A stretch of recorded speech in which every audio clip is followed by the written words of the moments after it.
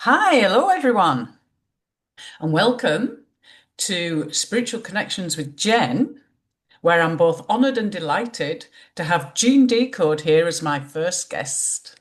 Jean is a 20 plus year veteran of the US Navy submarine fleet. He is a 40-year plus martial arts instructor, sensei, as well as a lifelong student and practitioner of naturopathic medicine. So, welcome, Jean. I'd Thank love you. Yeah, I'd love for you to give our listeners a little bit more background about how you came to be doing what you're doing now and about Blessed for Service. Yes, absolutely. Kind of fell into it. I've learned don't ask God for something unless you're sure you want it. As I said, I woke up to all of this deep state satanic stuff in 1990, and I researched it. I didn't want it to be true. It was so, what I realized and I researched was so evil and bad and deep and horrific and deadly. And there's no way out. And we're done and we're going to be in camps and that's it. And, you know, we're never going to get out. And they were infiltrated into every organization on earth, over 30 people. I was like, we're done. No. And now that they're coming down, it's like, wow, I never thought that would be possible.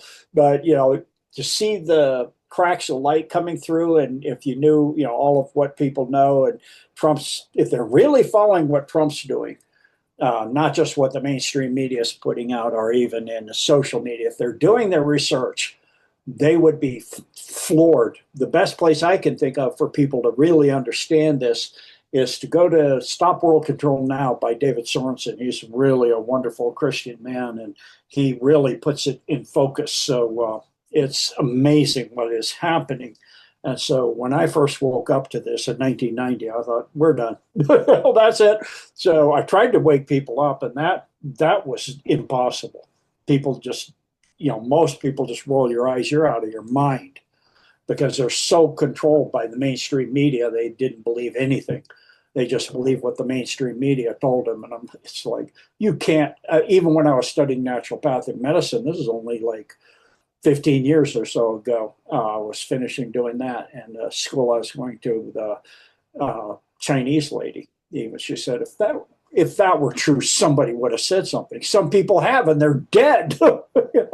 Like Kennedy himself. No, that was a lone gunman. No, it wasn't. Well, then how come nobody else knows that? Other people do. You're just not researching. A lot of people don't believe acupuncture works either. So, it's all about control of what people believe. If you would get out of a box and just look at a few things, there's tons of books I could give you to read. And she's like, I just can't believe it. That's what I get. I just can't believe that. There's no way. Or the other end of it, once in a while, I get somebody who knew it already. That was about 1 in 10,000. Or the other end of the spectrum is 1 in 1,000 people would learn everything and say, I don't want to know anymore. Now, I'm just going to try to live my life while there's some time left. I understand that one too, because I felt, the same way. Although I was, very quickly upon learning this, the lady that I had been was going to marry decided she didn't like me anymore. She said she loved me because I was so different. And she said, you're too different. I don't even like you anymore. You can't not talk about this. I said, I can. She goes, but I'll know you're thinking about it. That's not fair. She goes, I don't care. So I wound up on my own for quite a few years. And I was wanting to help wake up people to the truth of what's going on so we can do something about it, get the people waking up. And I asked God, please bring me somehow, after decades somehow. And sure enough, he brought it. I'm like, oh my goodness, the whole world is out there, is like seeming to know me. It's like the majority of it, at least those people online in this, social media and all these podcasters and stuff like that. So it's like, it's a little bizarre for me. Not a little, it's really bizarre for me to have people, just know of my, I've had people that knew me from back in my military service contact me through my email that I give out, and they said, I know it's you. And because my voice, I guess, was very recognizable and unique. And I said, yeah, it's me. And they said, yeah, I knew it. You're saying the same stuff you were saying, but you've got a long voice. So you have a lot more information. I go, well, you grow, you keep researching, you learn, you know. Mm. So that's a big part of, how I came and fell into it. Also due to my martial arts, kind of being growing up in a different, even though I'm an American and I grew up in America, mainland, mid part of the US, I kind of raised myself. My parents were working so much and hardly ever there. And my sister was the one that changed my diapers and gave me my formula and stuff until I could, go to the refrigerator myself and take care of myself. And after that, I pretty much, took myself, walked myself to school back and forth. Didn't pay attention much in school because it seemed stupid and wrong. Like from the get go, I'm like, this makes a lot of stuff they're teaching doesn't make any sense at all. And I'd figure out things for myself. And so just grew up different, And then, of course, my father was a high end level engineer for Martin Marietta. So I was walking through the living room with sparks flying around like Tesla. And that gave me a different point of view on things. And, I would talk to people about that. And they just, like even before the red bill, so to speak, they didn't have that term in 1990. But even before in like elementary school, high school, people would be talking about, we're going to the moon again. They go, what do you mean again? Well, we've been there a long time. It's like, what? That thing? That's going to the moon? I don't think so. They go, I go, that's not going to get there. They go, why not? It looks like tinfoil. That's why. It's like, so a lot of things, I know we went there, just not exactly how they're showing you, and what's on there, what all of this stuff. And then, my martial arts is the other thing that absolutely changed me because I didn't do dojo martial arts. I did special forces. And after classes, being taught, my instructor was the lead SEAL on Earth. He ran the SARS school, and he did 12 drops behind the lines of Vietnam. And he would talk about things that were just, for anybody else, they'd be going, you're out of your mind. But, for me, I was like, yeah, okay. So he, like one time said, he doesn't eat garlic and because what it does to your brain, it decentralizes the right and left hemispheres. And so you can't do 3D coordination very well with that. And he said, we did use it to code our bullets. And no, I go, for werewolves or vampires or what? And he goes, well, that too. But, I'm like, oh, okay. Because by that time I had already experienced those things. So, there's so many things that are kind of outside the box compared to most people that grew up in the US. But when you travel the world, like I did, they say join the Navy, see the world, you do. And then since I retired, I saw a lot more with my wife. We traveled all over the world. And I love talking to people, meeting people and learning about their culture and not staying on the ship or taking tours with the rest of the crew, on a bus. I get out and I go on my own with one or two good friends on the ship and just meet people and talk and, get the best restaurants and the best places to see and nobody else knows because you're not asking people. And so you learn so much and you see so much. You see things like in India, there's temples where you have a stegosaurus carved into the temple that's supposed to be a few thousand years old. And the stegosaurus is supposed to have got extinct millions plus hundreds of millions of years ago. I'm like, either that's not true or that temple's not that age. So there's something wrong with this is what I found in school too. I go, something wrong with what you're saying, and I have this, I've seen Brachiosaurus footprints with human footprints side by side in sandstone. So I'm like, I spent a lot of time in the principal's office. I saw that at 8 years old. My father took me up to a place and I saw tracks like that. I go, I thought you said humans weren't around with dinosaurs. He goes, I don't know how to explain that. I go, yeah, because they were together. So either the dinosaur was here not that long ago or we were here a long time ago. There's only two conclusions, right? So because of those kind of things, I was sent to the principal's office, and I had my own little locker, and I just read and study in there, about once every 2 or 3 times a day. Again, we finally just would point at the chair, and I just go pull out my own books that I studied from. So it just made me a bit different. And I think that's why I woke up in the 90 time frame when most people weren't. Now, I see, I go to a park and I hear people walking by talking about these kind of things, and it's kind of common knowledge about closing in on half of people are pretty much awake now. And then also due to my martial arts, I did have an incident where I died for half an hour because of putting a sword into my knee through a situation that came up. So in that, I talked to God for 30 minutes corporeal time, but I wasn't in my body. So I was talking directly to God while zooming through the universe, and I was like, what the heck? We go, what happened? Because I was looking down on the earth suddenly. I'm like, what happened? You died? And it was so weird because the voice, like they said, God is within you. The voice was inside me. I was like, I'm confused. He goes, there is no outside. It's all inside you, everything. Then how can I be going through the universe? I'm inside. That's inside me. He goes, you'll get it one day. But that's not important right now. What is important is, do you have questions about, you need to know certain things because you're in ascension. I'm in what? Ascension. What's that? So he told me all this, and eventually it got to the point where I said, I realized there were things I hadn't done, and I wouldn't be corporeal again, and that I wanted to do especially one thing. So he gave me the offer to come back, which with a huge cost if I messed up when I was back here, but I said yes. So we came to that agreement, and here I am. So that's very shortly.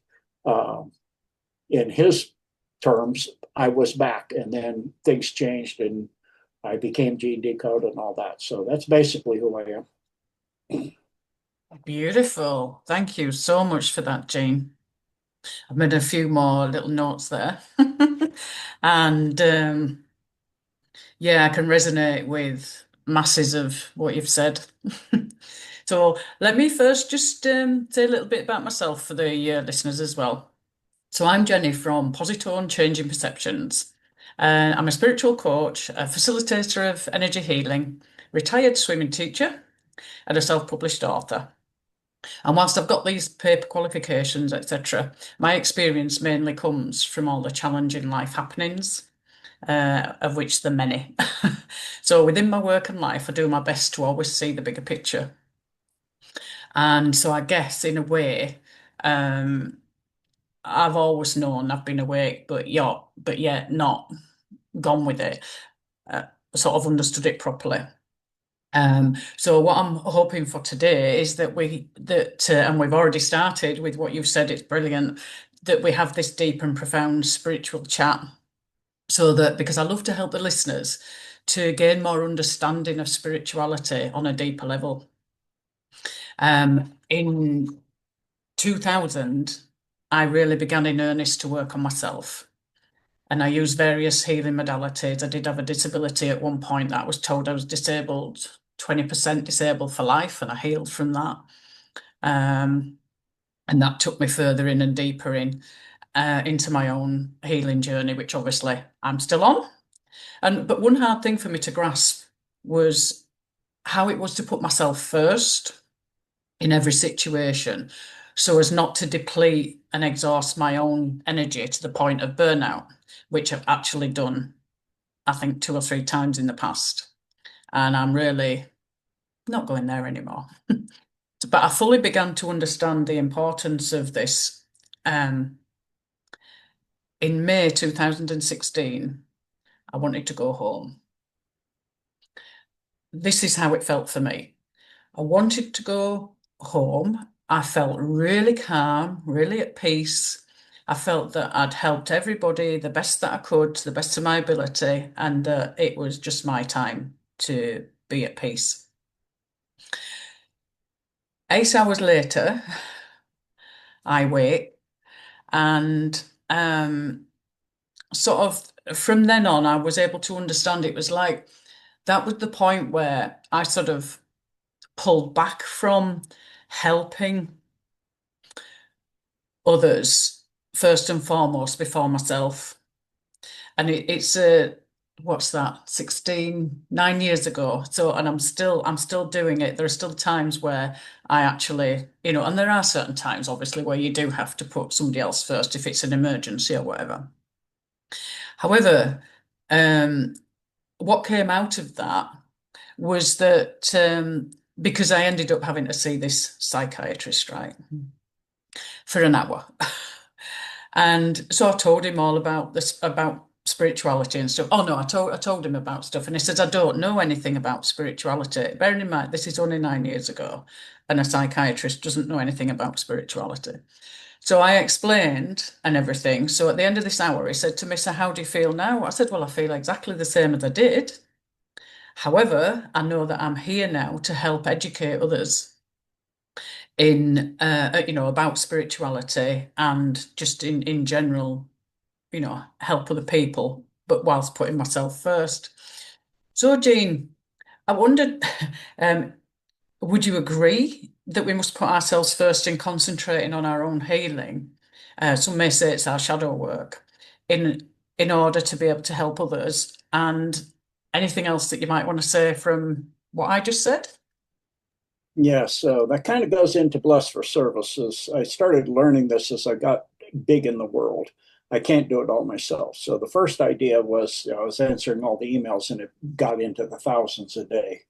And there's nobody that can do that except God. So, I said, okay, I need help. So I got blessed for service team. And then in the process of the years go by, I realized I'm drawing my energy so far down that I got to a health crisis that I'm working my way out of. But you got to put yourself first, and you got to take care of your corporeal vessel, your spiritual vessel, your mental vessel, all of that. You got to take care of yourself. So, it's for me, it's not something that I grew up with. I was with, because of my martial arts, my level of stamina, and then my military career, where you do massive hours up.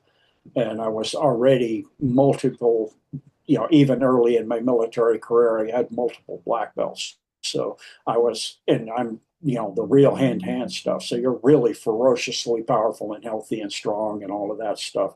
My workouts on the ship, people were just like, you don't mess around with Gene.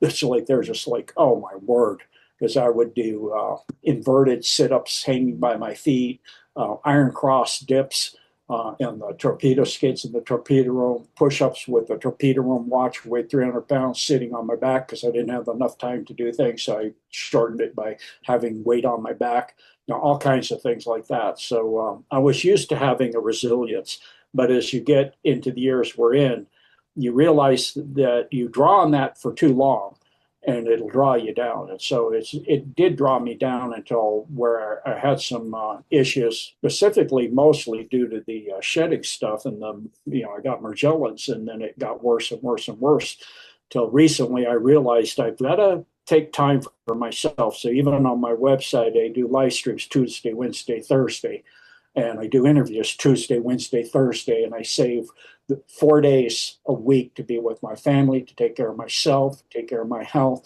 to get my health back up to where it was, because you can't help others if you wind up draining yourself till you're dead.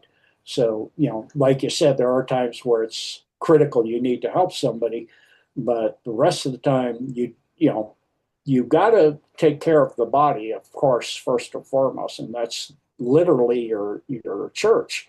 That's given to you by God. It's an obligation you have to God to take the best care of your body that you can. So always try to eat healthy and drink healthy, distilled water, different things like that. But it's magnified massively in the last few months because I realized the times we're in and the amount of energy I'm pouring out, I can't sustain it forever. So I want to stay here to see all of this end. And I don't want to be like Moses and go, well, there it is. There's the promised land, but I don't go in because I'm done. So I want to see this all come to an end. And it's going to come to an end, if we just hang around for a decade more. So, it's getting that last decade, because I came back for all this, and now I want to see this come to an end, and I want to see the human species get their true freedom and all of this satanic cabal stuff to come to an end, and all of this throughout, starting on Earth and then throughout the galaxy and then the entire universe. Watch the wave go out. I'll leave with the wave as it goes out, and I'll be able to see it at fifth density and beyond. So, it's understanding things at a deep level that, I wasn't raised religious, but from the time I learned to read, I always wanted to know the meaning to why I was here. And I've always been able to remember lifetimes, many, many, many, many, many. I've gone on backpacks. My family was very outdoor oriented. And one of them was, very little, carrying a heavy pack. It was before the Glen Canyon Dam went in. We were hiking up to Druid Arch, and that wasn't water. But you had to keep crossing the river. And my father was upset I was going so slow, so I couldn't take my boots off. I had to walk through the river, and it's mud. It's muddy, so the sand and the dirt of the desert got into my shoes. My feet were bleeding. I was cold. My feet were cold, but I'm hot, and I was miserable. And I just took off up the Round Valley, just a little bit, maybe 50 feet, and went up the side of the mountain into a Anasazi dwelling. And I said, I'm home. And I'm like, then I realized I haven't been living here for hundreds of years. And I could see the little ear of corn that I had been eating when we had to leave in an emergency, and it turned to stone. That was a long time ago. Yeah, this is not my home anymore. This is not my life. So that made me wonder about things. And so the first book I ever read was the I Ching, because growing up in a Bible Belt area of the U.S., and I'd never, I didn't start learning to read until fifth grade, because, like I said, school seemed stupid to me. I just ditch. I just leave. Why go to this thing? So, the first teacher that took me aside and said, your future is your education. Your family life is what you say it is. They're not going to take care of you. You will be the only one. And so you need to learn. She realized I couldn't even read or count above the number 10. And so she was Buddhist. And so, I very quickly learned to read and get a high level of math skills and all kinds of things, all the way up beyond high school. And so, because I was just reading voraciously, I got into reading my dad's publications, Scientific American, and all kinds of stuff. And she said, for sixth grade, she goes, so you're essentially through all the materials I'm allowed to give you. So what you can do this year to get your grade is, because I would just study in her office, because I was so different. I got bullied pretty bad. I was smaller than most people too. And, it also came about is the very first day of school in fifth grade in that school, the teacher was talking about the Bible, and I raised my hand, like, what's the Bible? And this is the Bible Belt school and area, the whole place. And everybody turned and like gasped at me. As soon as the class got done and went to go to my next class, it was like the Dead Sea party. All the kids went up against the lockers and were whispering and pointing at me. And the bullies started assaulting me all the time. And so that kind of turned me off on being a Christian pretty quick. Because, if this is Christian and they beat the bejeebers out of you, I mean, how, that's not what I understood it. But so I'm not really wanting to learn about that. So she asked me in sixth grade, what did I want to read to make book reports on? She goes, pick any book out of the library. I go, I've already read them all. You've read every book in the library, even the Encyclopedia Britannica. Yes. She's like, I'm a voracious reader. She goes, I noticed that, but I didn't realize you're that far. So, okay, I'll bring a book. What would you like? And I go, I want something that explains the meaning of everything. So she, being Buddhist, brought the I Ching. And so that engrossed me for the next 3 years, trying to figure out what the hexagrams meant. I knew it meant the underlying meaning of life, the universe, and everything, but it took me 40 years to figure it all out.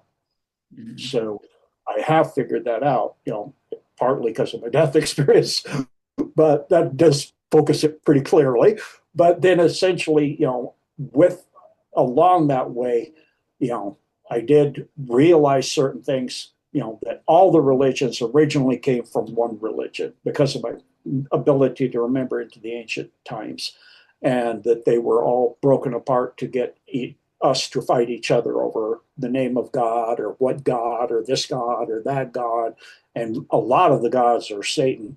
So, and I actually had an assault by Satan on my second submarine. I got pinned to the ceiling in berthing, and the messenger of the watch came to wake me up to go on watch, and I was pinned to the ceiling, and books were flying off my bunk, and he saw them, and I said, "Get out." And I went into the crew's mess, and he was terrified. He was shaking, and he goes, "Was that what I thought it was?"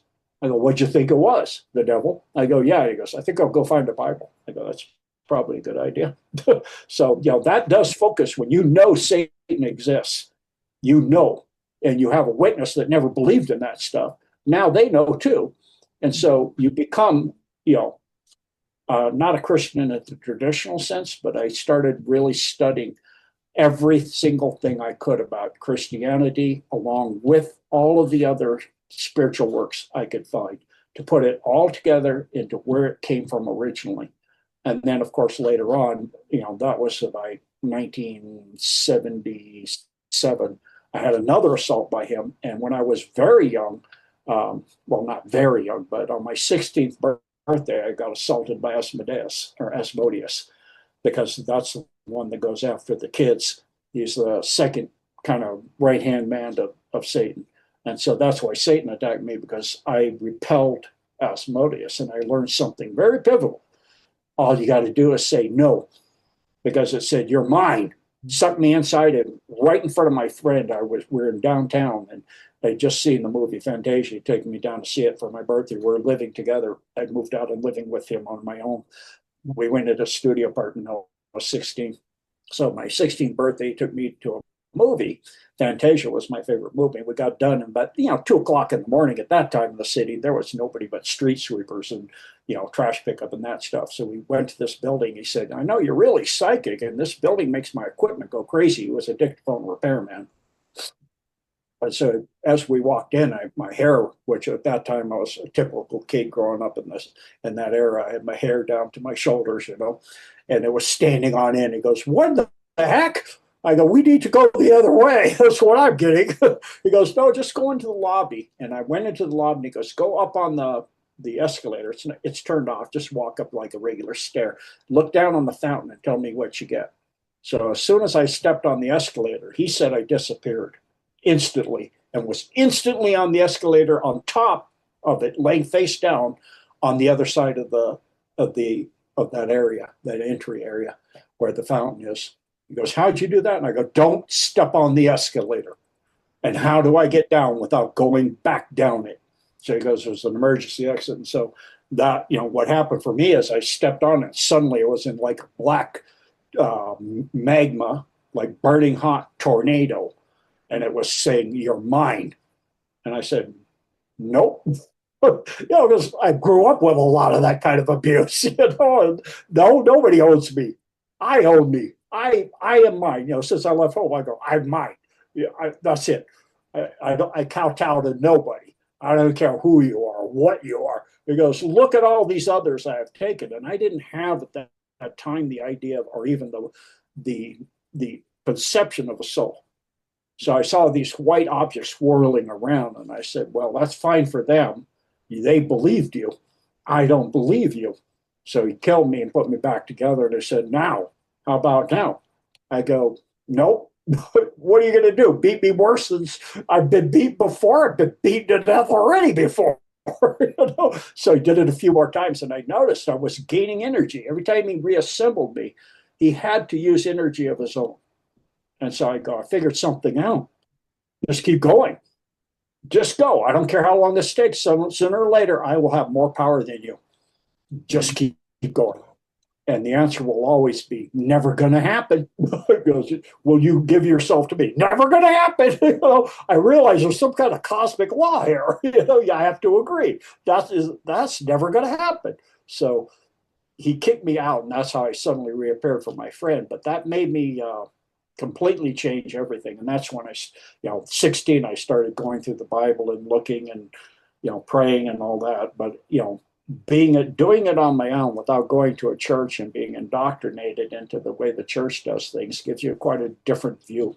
And I started seeing, because of my study of the I Ching and seeing the patterns and being high level in math already at that time, I started seeing in nature that everything had a certain proportion. It was the same proportion. Everything was built on a singular function. And that, being very mathematically minded all my life, I realized, and of course that was reiterated in 1990. This was, many years earlier, that if you're seeing one structural method for everything you're seeing everywhere, there's one being structuring everything everywhere. That's why the I Ching, that's why everything's built on that same basic formula. You see it in the way your fingers are. You see it in the way branches come off of a tree, in the veins in a leaf, and the way the flowers are built, the way conch shells spiral out, the spirals of the galaxies, the orbits, the different distances of the orbits of the planet, the ratio of the masses of the planet to the mass of the sun. It's all in the same ratio called the golden mean or the phi. And so I said, well, there has to be one creator of everything. And it's certainly not this thing that took me, the later Satan himself, certainly not you either. So I was like, I just want to know. And so I've always been hungry to know the truth and know knowledge. And so I seek and I learned how to literally, I was born backpacking, rock climbing, hiking, and skiing. By the time I was 8, I was skiing alone on black diamond slopes. They weren't called that back then, even off in areas where it's much more challenging because I was kind of boring. And I do backpacks by the time I was 12 by myself with my husky dog I had at that time. And I spent my whole summer out in nature. And I could see that same thing. And I felt in the quietness of nature, I felt the presence of the one being that's created everything. And I got so I could talk back and forth in time. So I could have an inner dialogue because it's within. And, but I didn't understand it at that time, at that young age. It took me a long time to understand my death experience to completely focus it in the understanding of it. But I realized that there is only one God with a triune manifestation. So that's kind of how I got to where I am. Beautiful, beautiful. Well, thank you. There's a lot in there, and a lot I could resonate with there, because I definitely want to see all this come to an end as well, and within my time, because I don't think I've gone through everything that I've gone through to not see that happen. Like yourself, we've been through so much. I've stared, I've been pinned down, I've stared, I've stared them in the eye, etc. Done all that. So yeah, that's thank you for sharing all that.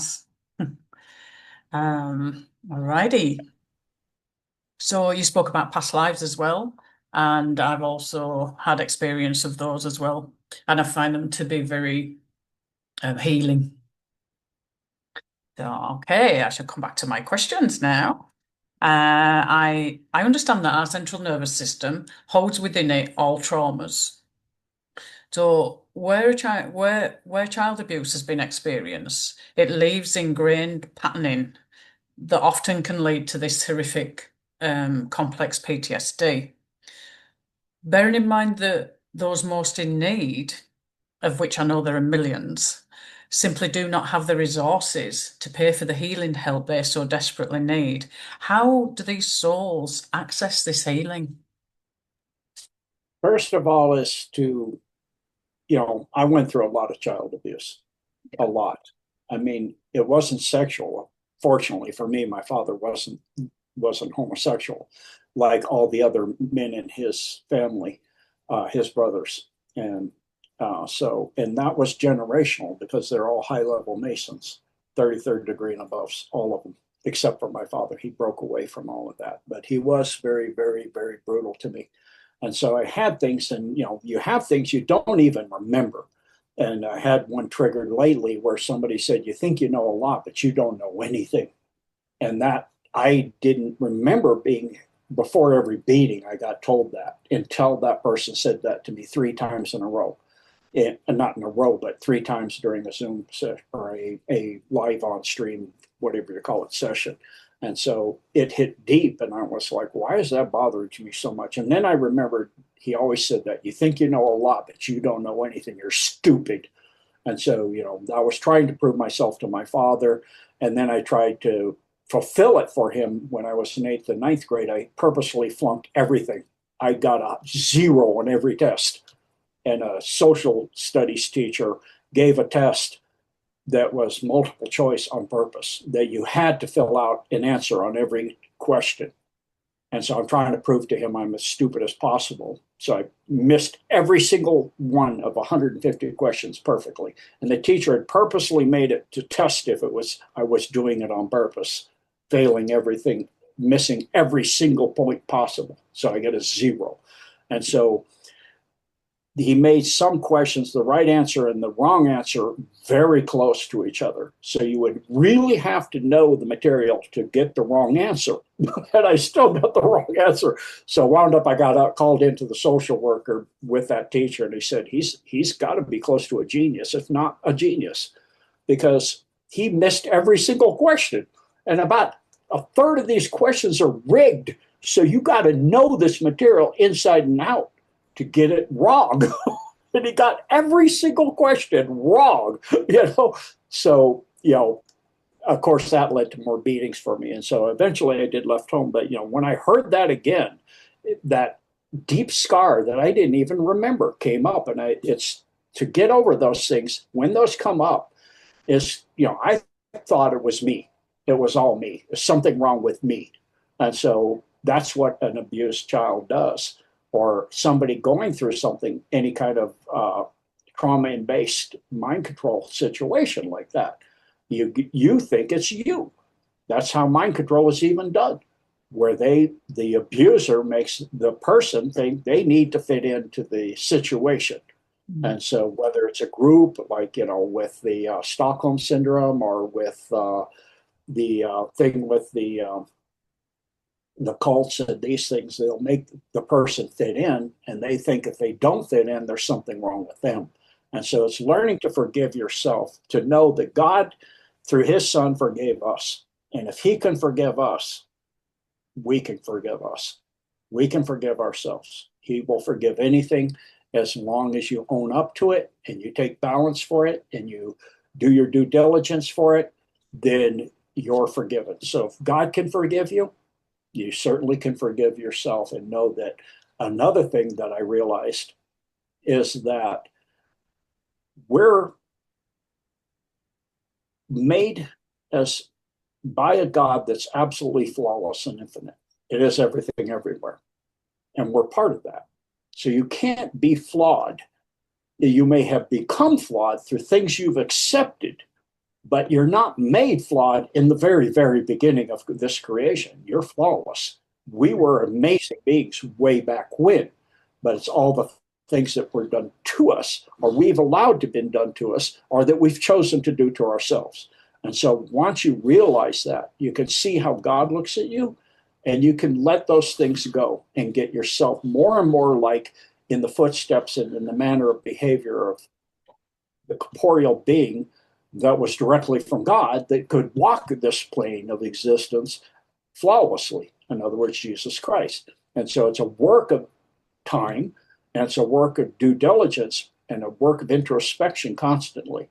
But it's a work of understanding the balance and taking care of yourself, like your realization. And I just realized that you got to take care of yourself first. You got to take care of the body God gave you. You've got to take care of your mind. You've got to eat well. You've got to speak well. You've got to do your best by people.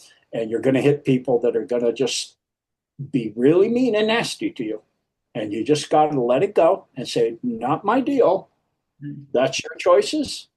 And so I'm letting it go. And it has nothing to do with me. And I'm not going to be involved in that. And you don't know what you're doing. So I forgive you because you have no idea what you're doing. They have no idea the long-term consequences of purposely doing something to hurt another person. The long-term consequences are beyond what most people can comprehend. It can include up to losing your soul. A lot of people, I did a presentation on my Rumble and my website called Luminosity of the Soul to explain it to people. You can dim your soul out. You don't just sell it. You can dim it out to where it's gone. And that means when you die corporeally, you're done. That's it. There's no more you. Because the spirit that you're with, your body isn't, your spirit's not within your body. You're within your spirit. Your physical body and your mental body and your astral body and your causal body are all within your spirit. And that's all being activated by the part of the Holy Spirit that's you, that's within the soul body. So when you die corporeally, the astral and the physical and the mental and all those other bodies except the soul body disintegrate.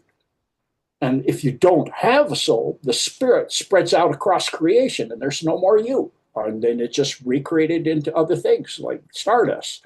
Like God, uses it to recreate because you gave up the container. So you dimmed out the container until you could not, come back again. You just kept going and going, and you got warnings, and you got people telling you, and you got all kinds of stuff. You didn't listen.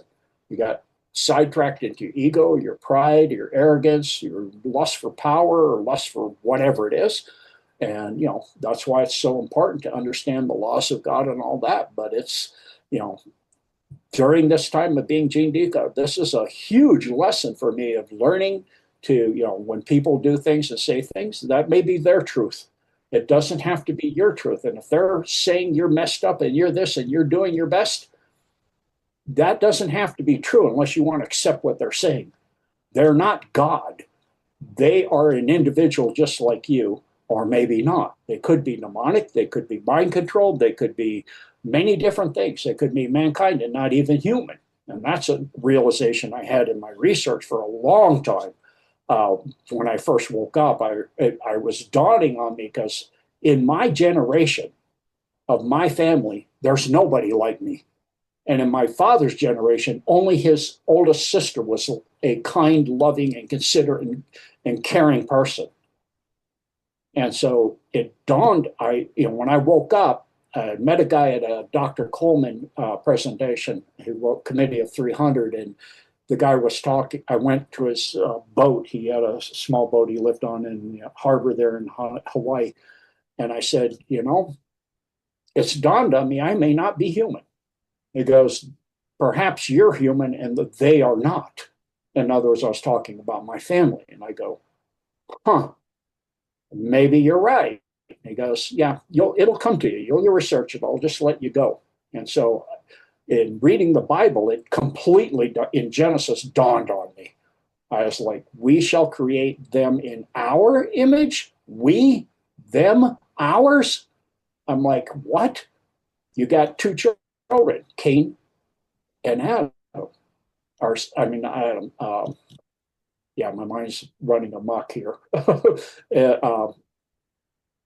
But anyway, you have Adam and Eve had two sons. Well, Cain is not the son of Adam.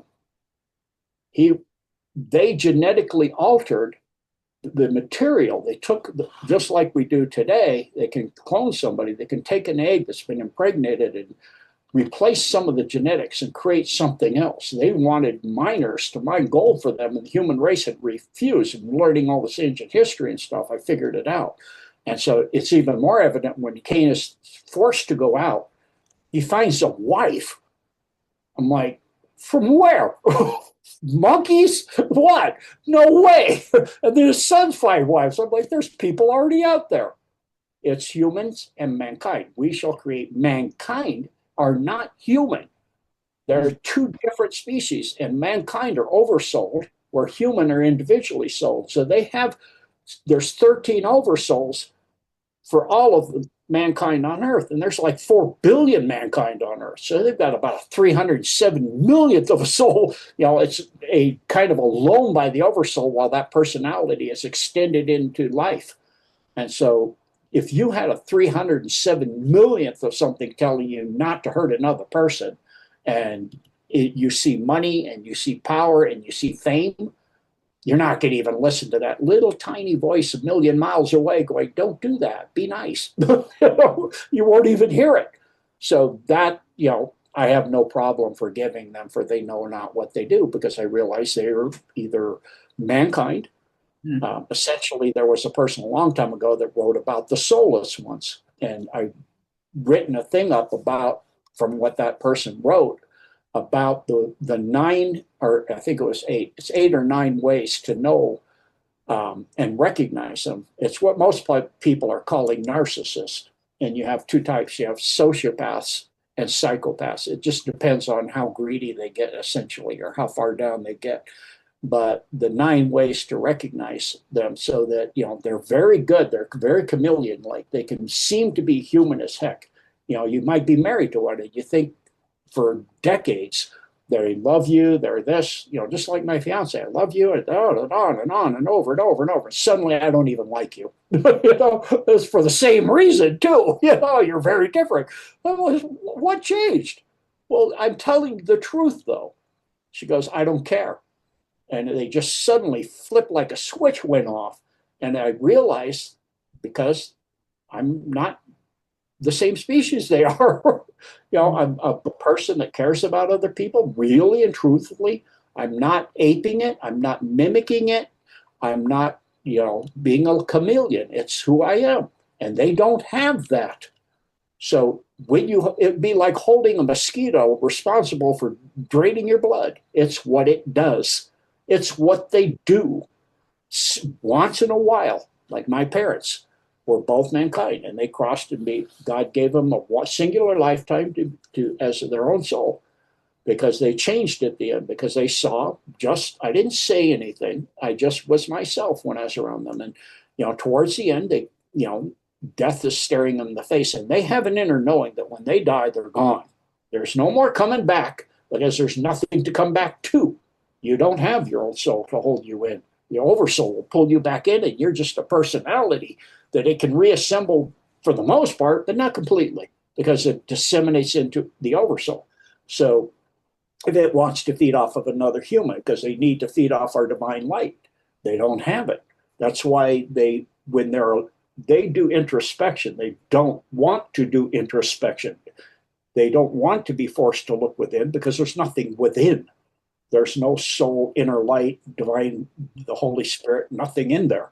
So it's like, I learned this from a person that I went with a couple and went up hiking, and way up in the mountains. And the lady had done hiking with me many times and loved to go off trail in nature, and like I do, way up and high, and get up and see the mountains hundreds of miles in different states and all of this, and so her husband was tired because they partied the night before, so he wanted to stay and take a nap. I said, yeah, it's a perfect day. It's beautiful. You're going to have this huge lake with nothing but the waves lapping on the shore and the stream running out of it, and the waterfall at the other end, just like, the voice of God. I said, it's going to be beautiful. So you'll get a really nice sleep. And there was only like 5 people here, so it'd be pretty quiet. You go over here where it's quiet, and there's kind of a place with the grass is almost like a pillow and everything. So we went up way on this pass, and as we're coming down, I'd seen everybody had left except him. He was, standing on the shoreline. So I went down. I said, oh, you're done sleeping. I goes, I couldn't sleep at all.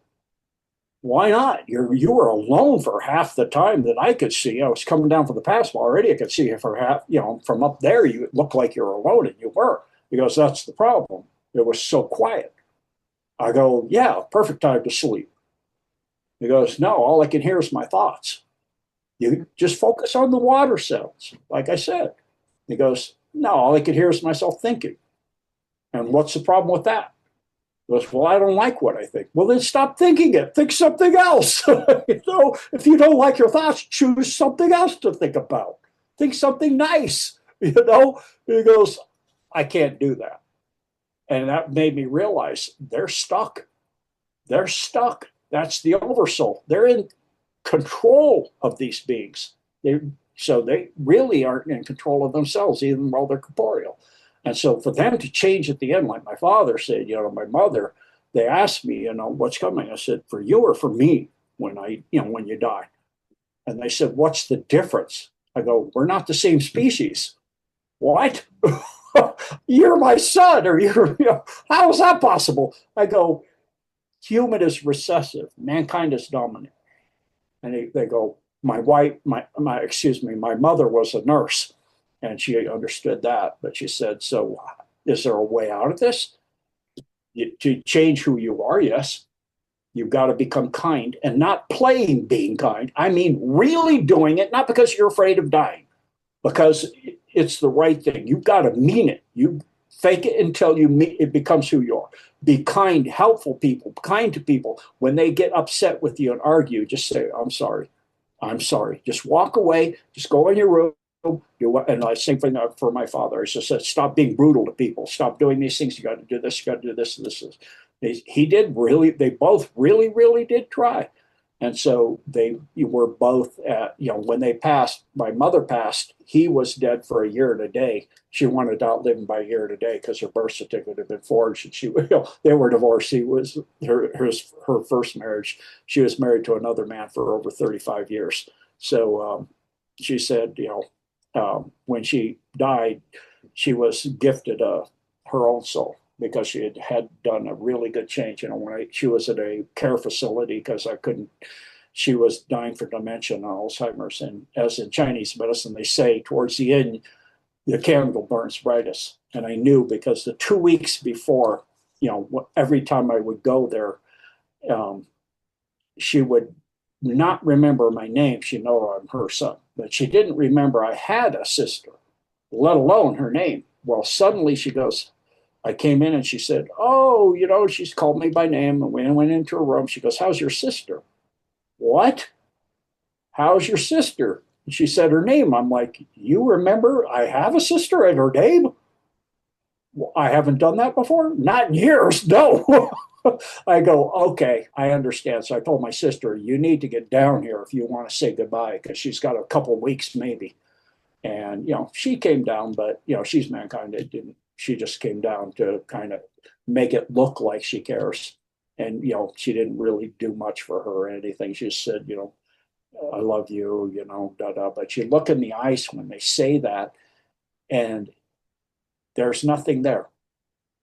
You watch them in a party or something, they'll be, where somebody's having a good time and humor and fun and laughing. There's nothing there. They may be smiling and laughing, but you look into the eye, there's no soul. There's no inner light at all. You'll go, there's nothing there. There's absolutely nothing there. So, that's the 9 signs to notice. The big one is the lack of light. And, you'll pick up on time that there's an emotional vacancy, that they mirror expressions, but it's not genuine. And there's an absence of true empathy. They don't really ever really understand what somebody else is feeling. If you were to ask them, for example, as a non-perfect being, what would you change about yourself? Or what are you currently working on to make yourself a better person?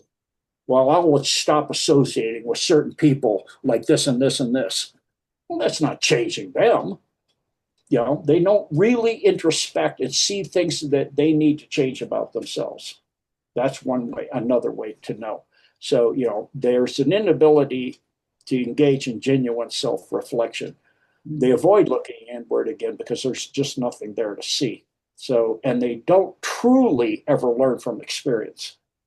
And one thing I picked up is, if they give you their word, they won't even remember it, even if it's life and death.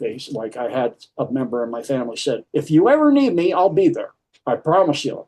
Well, the first time he needed him, about 20 years later, I called up and said, can you help me? I'm in your same city. I need, certain something, this and this. And they said, I can't just come there now. I have guests from Africa. Well, anytime in the next 3 days. No, not going to happen. I can't come every time you need help. I go, what about this anytime I need help? I've never asked till now.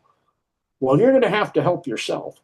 I'm like, yeah, that's kind of the thing of my life. Every time I really needed help, I had to help myself or have a stranger help me. It's like streetcar named Desire. I've become used to the kindness of strangers, And it was a stranger that helped me out of that situation too.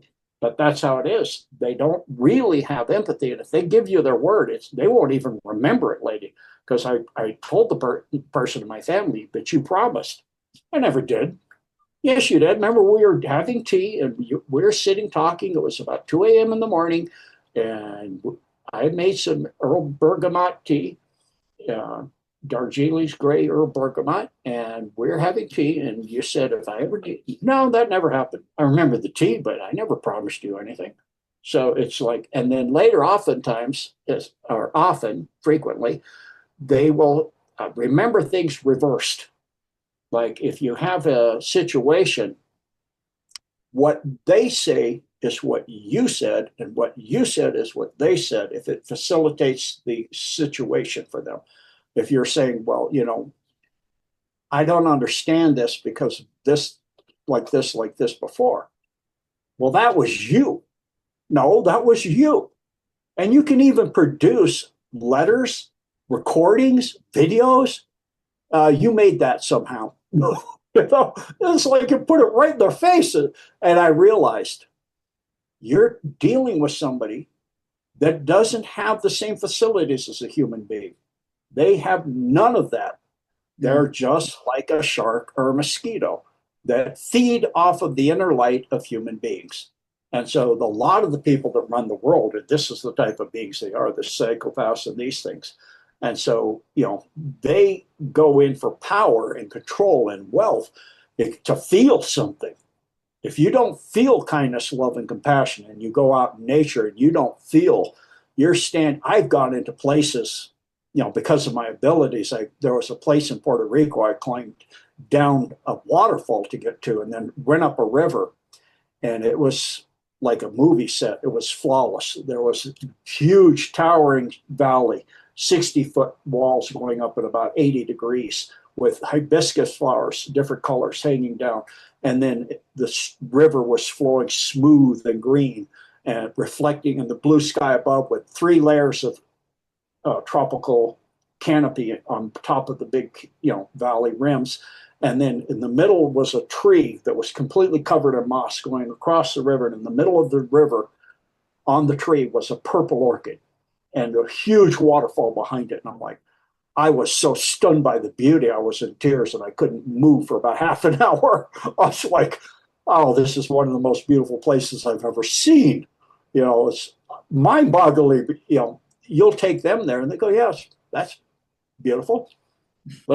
So what can we go now? And I had another place where it's very similar to that. And I took this one gentleman up there and he couldn't move for 30 minutes either. He was frozen. He goes, I don't want to ever leave. I laughed after an hour. We need to go before we can't go down some of we came up in the dark. He goes, I don't want to ever leave. I think I'm in heaven or something.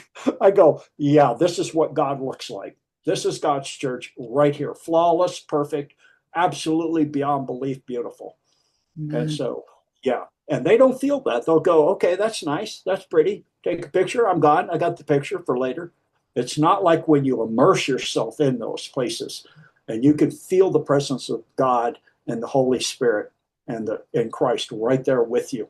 And so, they don't have that. So for me, it's, more of a sympathy and a compassion like Christ had, forgive them for they know not what they do. And they can't share this. They can't share this. They can't have the excitement for what's happening on earth. All they know is it's going to be Armageddon. No, it's not. That may be where you're going because that's your focus. You go on the timeline that's your focus. And that's something I've always had too. I've known timeline changes since I was in 7th grade, where I had a massive timeline change and a best friend disappeared and a whole lot of other people disappeared at the same time in that school. And I was like, nobody noticed it but me. And his house was gone that I played with him the day before when I got off the bus. His house was a vacant lot with a tree that had to be 150 years old growing right where the house was. I'm like, I don't understand. So having that different point of view and understanding all of these and learning all of these mysteries makes you really focus and understand it all. I'm really humbled by it all because to see God moving and his hand back in play and moving on Earth, the people ask me who's at the top of the alliance. God. This is the hand of God. You're seeing things happen that could not have happened. There's no way. That's why they're going, how did we lose control? Because God's hand is at play again. Your time is coming to an end. This is the time that Satan was given X amount of time, and his time is running out. And so now God's at play and ending it all. And, he will always use players. So you always have humans and alliance and different beings that are helping angelics and all these to bring the end of the Satanism and the stuff they do to children and all this stuff. But it's to understand the depths of what you're experiencing at a real level. And, it's just knowing that to hold somebody responsible that's done terrible things to you when they're not even able to understand or behave the way you are. They don't have that inner guidance. They don't have that inner light. You're wasting your time. You're giving energy to just try to fix something that can't be fixed. God could fix it if they're willing to, like my parents at the very end. And I don't think it was me completely or even mostly. It's because they were in nature all the time possible. They were backpacking, hiking, rock climbing, backcountry skiing, all kinds of things. They learned such an appreciation. Eventually, the beauty of God's creation got into them, and it made them want to continue and to want to experience that and to see the beauty. And they started seeing beauty outside of nature itself, kind of sort of outside, in the way I was as a good person, trying to do my best and being kind and considerate and compassionate, even when I had been brutalized. So like what happened for my father is, I was having problems every time I drove that my knees would swell and I had to wear shorts even if it was cold. And so I talked to God and I said, what's causing this? Because I know all dis-ease is a lack of ease with your spiritual purpose. So he said, you need to forgive your parents and you need to tell them that you love them and you got to mean it. It can't be just words. So you got to figure out a way to do that. So the first one was with my father because I realized the upbringing he went through, because I found out about our family's heritage going back many generations of brutalization and all this. He went through way worse than I did. And so I went to him. I drove from Arizona up to, 2 states up to where he was just to do it. And I came in there and my knees were swollen for driving for 13 hours straight. I'm wearing shorts. And I sat down with him and his third wife. And I said, I need to talk to you. And he said, yes. And I said, I wanted to tell you that I love you and I forgive you for everything that you put me through. And I realized I had asked for that before I was born. It made me who I am now. I chose you so I would go through that, so it would make me who I need to be for whatever's coming. I wasn't Gene Decode yet. I go, I know I need that strength and I need that. And he goes, no, I should have nurtured you. He was already, he had Parkinson's. He was on his last years. And he said, I should have nurtured you more. He still couldn't come to say, I love you. And I said, no, we're perfect. You gave me an appreciation and an ability to see and be in nature very few people have. I can be out there with almost nothing and survive. You taught me all kinds of things, skiing and rock climbing and backpacking and hiking and orienteering and, all of these things. And, gave me an appreciation of math and science from your career and all of these things. So we're perfect. We're perfect. If you got something to work it out with somebody else. We're good. We're done. And he said, okay. And so thank you. And I walked out and it was like time-lapse photography. I looked down at my knees and they just, within 3 steps, my knees were completely normal. I'm like, it's kind of obvious when you got shorts on. And his third wife goes, I don't buy it.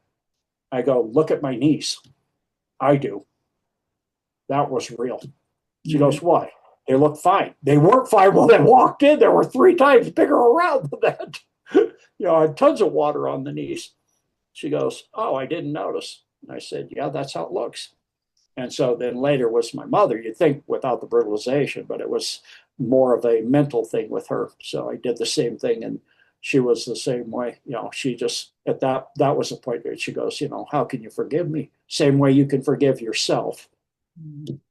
Forgive yourself and forgive everybody and pitch in around here and do things.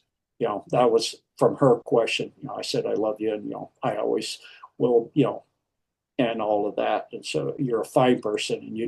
And she asked me, she was a drama master, not a drama queen, how do I change? And I said, stop lying. Stop making up stories. You were the first woman ski patrol in the United States. You put yourself through nursing school in the Depression. You were a nurse in World War II. You volunteered. You've done some amazing. You're first person that climbed certain peaks, first woman that ever climbed certain peaks. You're an amazing person. You just tell the truth of who you are. It's impressive as heck. You don't need to make up stories. People will figure it out. I figured it out a long time ago. Most of your students, when you were a college professor, figured it out. That's why you're no longer, you were cut, because they figured out you were making stuff up. And even in history, you were teaching history and you're making things up to make it sound grandiose, and it wasn't what you said.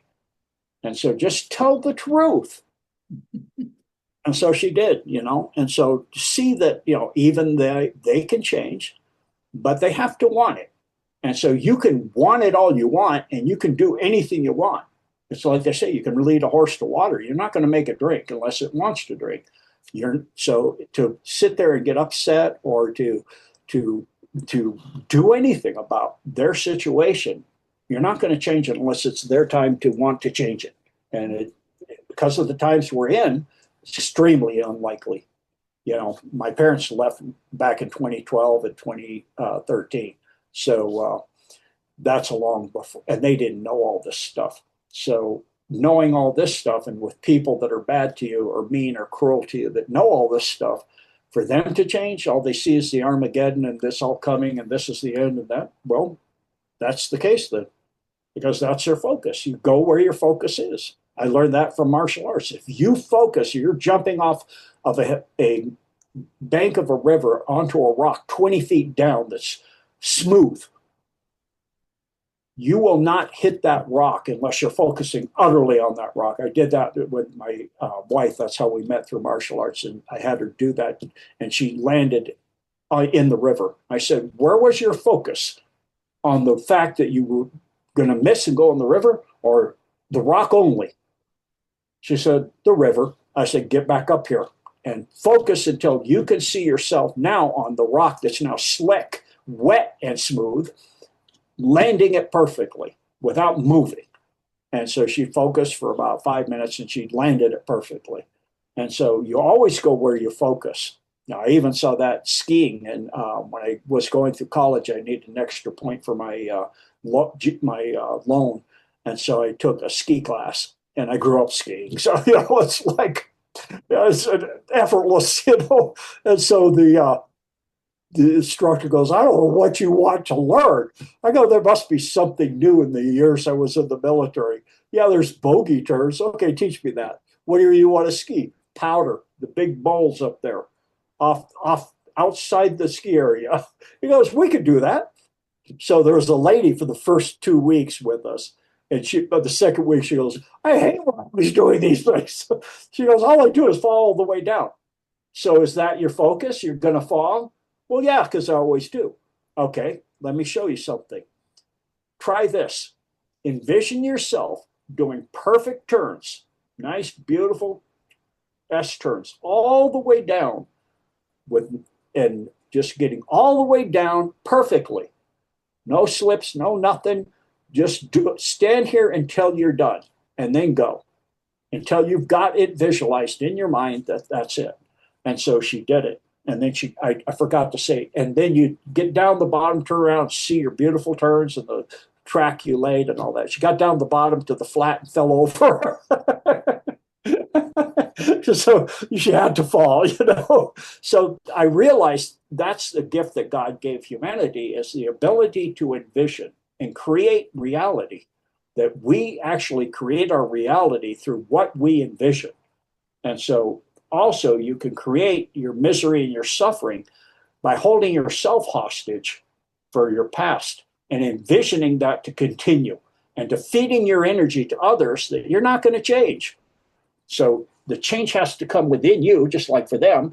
But you got to let yourself go, forgive yourself, and let everything else go, and forgive them and let it go. And then stop envisioning who you were. If you want to change who you are and you want to change your future, stop envisioning the same things you've always envisioned. Change it. Make it something, like I said to the guy, that he couldn't stand his thoughts. I'm like, well, change them.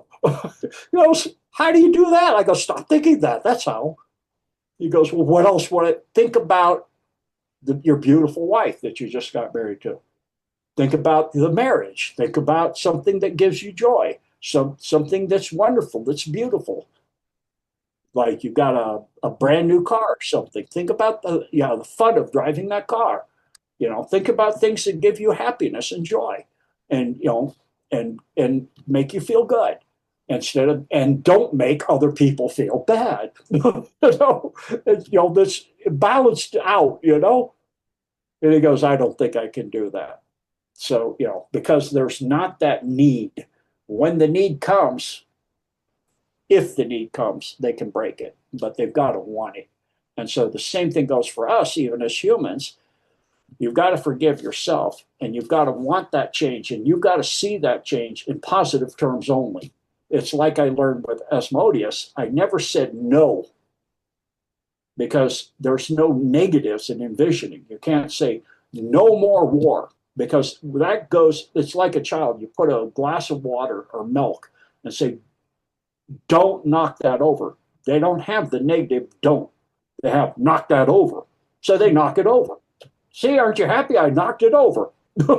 No, I said not to. Yeah, I did. Not because they don't have the understanding of a negative. The quantum substrate that underlies all of creation doesn't have that. So it's all positive. That's the nature of God, all positive.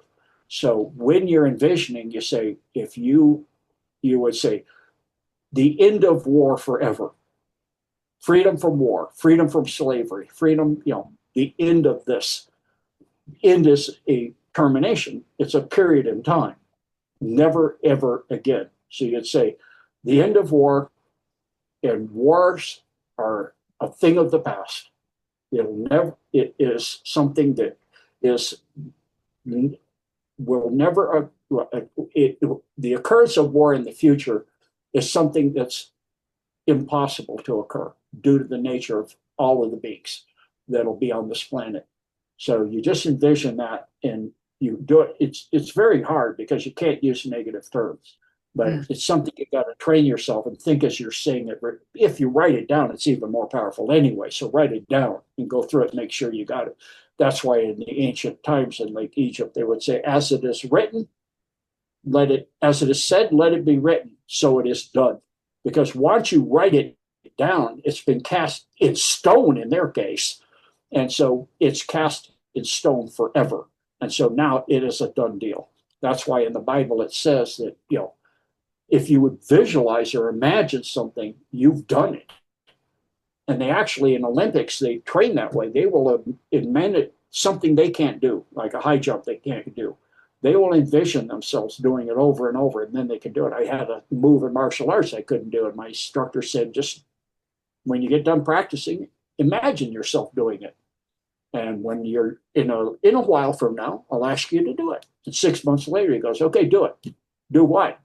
What I've been telling you to imagine, you've been doing that, right? Oh, yeah. After you practice on your own, yes. Okay, go do it. And I jumped up and I did it. I'm like, wow. So, it's this learning the powers that we have that we've been told as human beings that we don't have.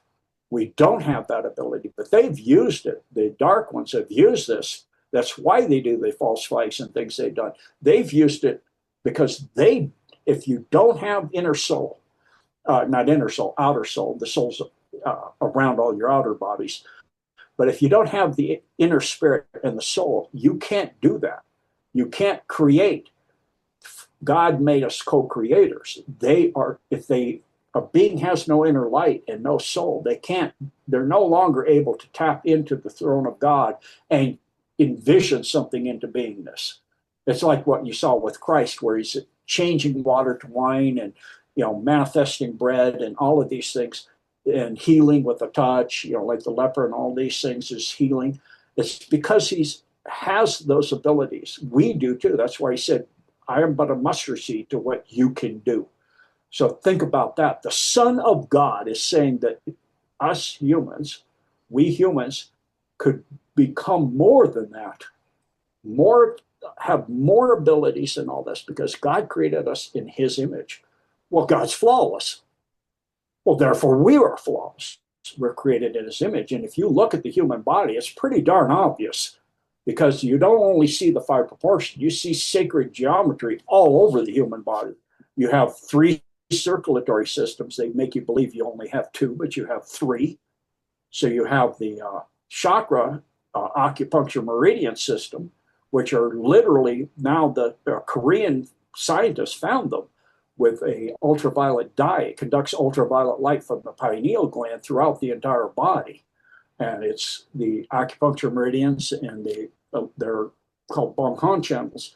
And they're fiber optics, organic fiber optics that conduct ultraviolet light through the body. So you have three circulatory systems. You have six bodies in your spirit. So you have a seven there. So there's many different things. If you look, you have seven primary chakras, which are just those balls of ultraviolet light conducting like a ball at certain parts in your body. So it's like a little mini server computer coordinating the organs in that area with the organs and the next one and next one. And each one has a different frequency it's at. So the bottom one's red and the orange and then the yellow and the green and so people that say their chakras aren't natural to us, no, God created them. They are natural to us. It's in the sacred geometry of God, seven. So you have 1, 3, 7, 12. You have all of these things within the human body. You see it over and over. You actually have three eyes too, because the pineal, which absorbs the ultraviolet light if it's not calcified through fluoridation, and you stop getting fluoridation in your body, you can decalcify it and you can see ultraviolet light because ultraviolet light will penetrate your forehead. Your forehead isn't like any other bone in your body. It looks like a honeycomb. If you take a cadaver and shine a light on the bone of the forehead, you'll see like little six-sided shapes like a honeycomb coming through that. So ultraviolet light will pass through the brain tissue easy. And it gets to the pineal, which has rods and cones, things just like rods and cones connected by nerves to the visual cortex of the brain. And that's why in Matthew, it says, I think it's Matthew 6:23, if thine eye be single and open, you will fill with the light. That's the light of the Holy Spirit. And it'll flow throughout your entire body. But if thine eye be closed, in other words, calcified, you will be dark. So you will not see the light of the Holy Spirit throughout your entire body, and your health will start going down. And so, sleep disorders and all of these come from that because you're not getting that diurnal cycle by the pineal being able to pick up when it's daylight and when it's not daylight. And so there's so many things that you look at the body and you can see that we're created in the same way all of nature is created. You see it over and over, like the five proportion. The DNA spirals in the five proportion. The distance between your tip of your finger and the first digit compared to the second digit of your finger is the five proportion. Or from your tip of your finger to your wrist and tip of your finger to your elbow, five proportion. Or from the tip of your finger to your armpit to your full span of your hands, five proportion. So you see it in animals, you see it in flowers, you see it. So you're created by the one God of all creation in the same blueprint that he uses for everything else. And then anything that doesn't fit into that, if it's going backwards, because also that spiral, the five spiral is clockwise, not counterclockwise. So when you see it counterclockwise, like a really good example is if you take a pencil on a piece of paper and you draw a square, and you have another square cutting the corner of it, and you connect the corners, you have a two-dimensional representation of a three-dimensional cube. Well, if you take a hypercube and draw it on a piece of paper to a four-dimensional cube, you get a swastika, but it's going clockwise. The swastika that the Nazis used is going counterclockwise. That is always the sign of Satanism. Everything's backwards or inside out. So if you look at the solar system we're in, the planet we're on, the galaxy we're in, everything's going counterclockwise. If you look down on the Earth, it's rotating counterclockwise on the North Pole. It's orbiting the sun counterclockwise. Our sun is orbiting the center of the Milky Way counterclockwise. The Milky Way is tilted at 55 degrees.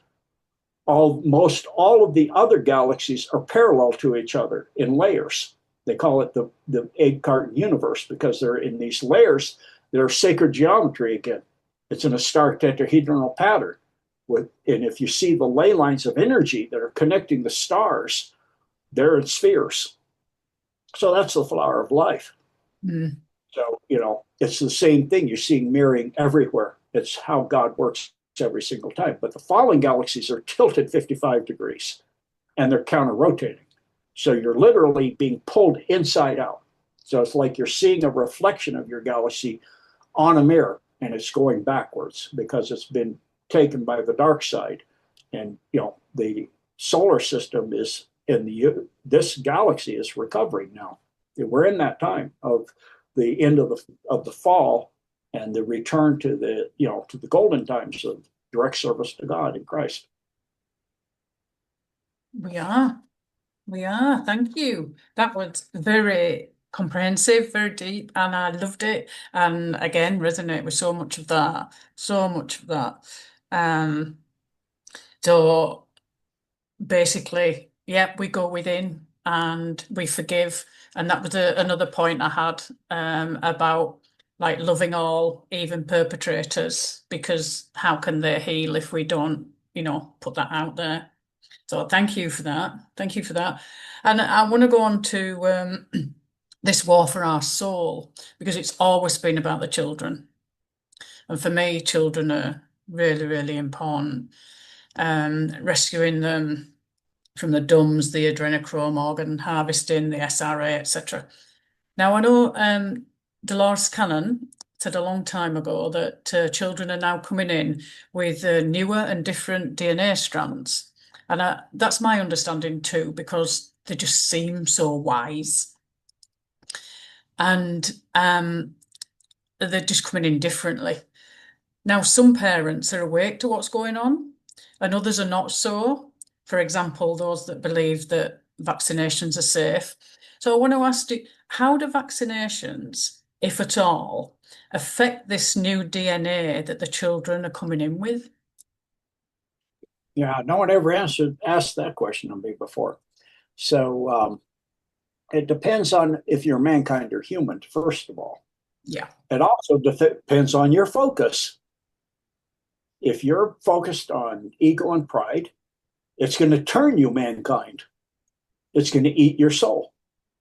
Literally. That's why you see these people that have these sudden death experiences.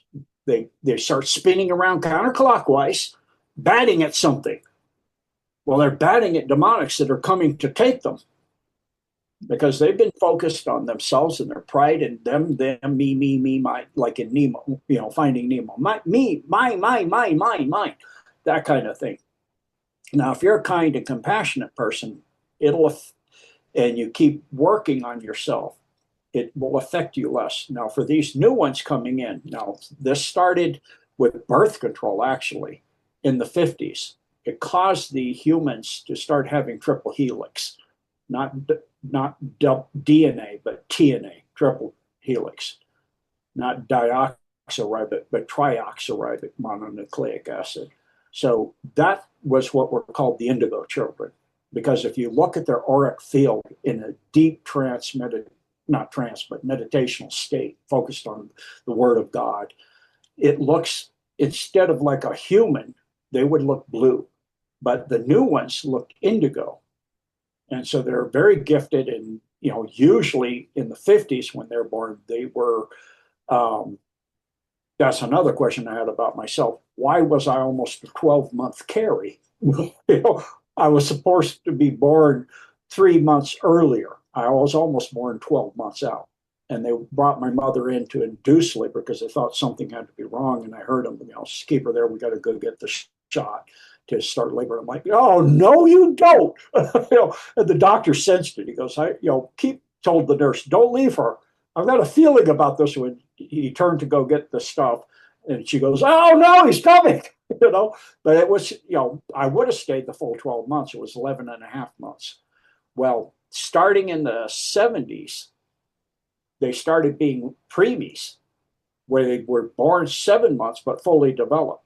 Then the next change happened, which is now in the 2000s in this century, where you have pentahelix, 5-stranded, where they have 5 strands. Originally, humans had 64, not on this planet, but originally on this planet, we had 12.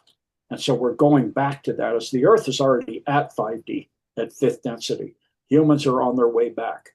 And again, it's, if you got the clot shot, it's all where you focus. You're going to feed that stuff if you have these negative things. And that's why to let people go and forgive them, because you're feeding it.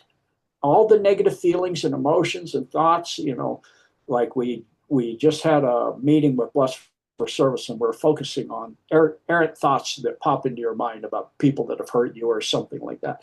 You can't be doing that. You got to learn to stop. And it's hard. It's not easy, but it's very important because you feed that stuff.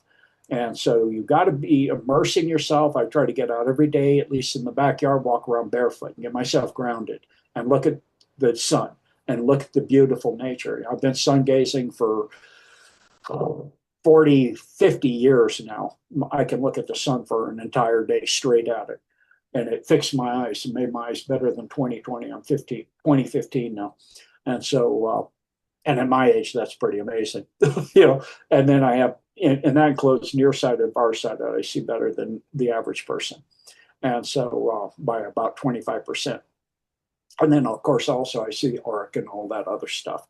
And so getting out in nature and getting away from 5G and all that on a regular daily basis, just unplug the thing. That's what we do. We just unplug it when I'm not using it, and just use, if you have to use it where you don't need a high demand, just use your phone as a hotspot. It's not as powerful. And then, other things you can do, periodically to help. There are other, protocols and things that you can do. Eat healthy, organic foods, all of this, no processed foods. I mean, with RFK, it's become pretty obvious, and he's only at the beginning of what's in there. I mean, there's things like crickets and stuff now they're using. We're not supposed to be eating crickets. The problem is are they cooked? And if they're cooked, are they cooked well? They carry tons of parasites. All crickets, survival situation, you may eat a cricket or a grasshopper, but you got to cook the bejeebers out of them. They carry tons of parasite eggs. And so there's all kinds of problems with the food. So eat organic, eat healthy, spend time with God in nature every day, spend time in quietness, unplug yourself from everything, no headphones, no nothing. And isolate yourself completely from 5G. If you go jogging, just be alone with your thoughts and the beauty of whatever the people, and talk to people and stop. If you're in a restaurant with somebody, don't have your phone with you. Give the person respect to look them in the eyes and talk to them. And I saw a group of like 15 people in a park one day walking my girl, my doggy girl that you see there. And they're all on their phones. I go, what are you doing? We're talking to each other through the chat. I go, you're right across from each other. Look at each other and talk. Oh, we like to do it this way. What? Why? I go, we just prefer it. I'm just like, man, are you God? I didn't say it. I'm just like, wow, are you God? It's just like, be with other people. When you're out with other people, don't be plugged in. Have your phone in your purse. If you're sitting waiting alone and you need to check something, check it. But other than that, use it for a tool. Don't use it as what you do most of all of your day. If you do need to do it, like I do it a lot of hours a day, have time to get out, take your dog for a walk, or get out in the backyard, or go see, something and be in nature, or go with a friend and just sit there and talk to them. Face to face, eyes to eyes, no phones, no computers, no nothing. Leave that stuff in the car, leave it and set it aside, and be like we used to be before all this was invented, where you get with the people and you give them respect and dignity to look them in the eye, and to share who you are and share with them in a common sharing. And so, and that'll help you learn who are really the people you need to be with too, because spending time with mankind, you can spend time with them, but realize you're not going to get that exchange. Not really. So you can, be a good person and give a model for them to try, if maybe in their later years, to upgrade, but we're running out of time for them because the timelines are now pulling drastically apart very, very quickly. Very, very quickly. A whole lot of people won't be here anymore. They're already a mass exodus. People just don't notice it because the mainstream media doesn't cover it. In China, it's become incredibly obvious because you've got places like Beijing that have hardly any people in them in rush hour. The lady said, we did a thing on News Talk where we're showing this, and this lady is saying, I commute here all the time, and the street was packed. Now there's only 4 or 5 cars because there's a mass exodus.